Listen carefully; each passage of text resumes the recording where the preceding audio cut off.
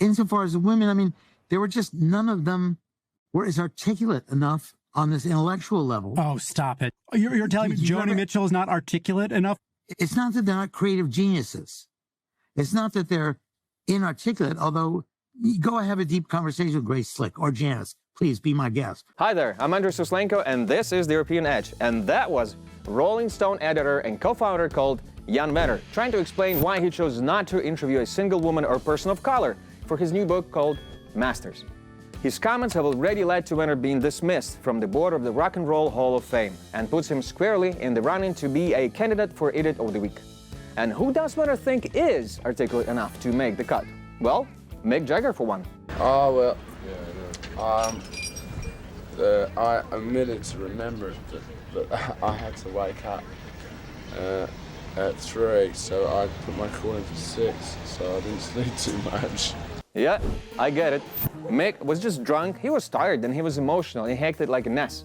Just like our next idiot candidate, Colorado Congresswoman Lauren Boebert. Republican Representative Lauren Boebert of Colorado is apologizing for her behavior at a Denver theater last weekend. It happened at the family-friendly show Beetlejuice. Surveillance video shows Boebert vaping and behaving disruptively with her companion in the theater. They were escorted out. Boebert blamed her actions on her pending divorce. Now, I was not actually aware they had turned Beetlejuice into a musical, so let's check it out. It's showtime. Welcome to a show about death. I'm gonna need some help. So, you've gone to see a show about the death, you're going through a tough divorce, and I can totally see how you'd reach for your e-cigarette with one hand and your neighbor's crotch with the other. But perhaps the most interesting thing about this story is the man she was groping. 46-year-old Quinn Gallagher is a Democrat and the owner of a bar in Aspen, Colorado, known for hosting LGBTQ and drag events. The Congresswoman herself has been a noisy critic of drag shows, and in particular, drag performers in schools. I'll guess it's good to see people can still date across the aisle. Although, most other people at the show would probably have preferred at least one aisle between them. Still, Lauren wasn't the only person to cause a media stir after being ejected. Military officials say they're responding to a, quote, mishap involving an F-35 fighter jet. Officials say the pilot of an F-35 Lightning II ejected from the jet and landed safely, but the search is on now for the missing F-35. They don't know where it is and are asking the public for help. Yep. The U.S. Marine Corps put out a tweet asking anyone in the Charleston area if they happen to have seen a state-of-the-art fighter jet flying around without a pilot. Military personnel have been also spotted stapling posters to trees that read, "Missing, light-gray combat aircraft, last seen in the sky, answer to the name Flossie."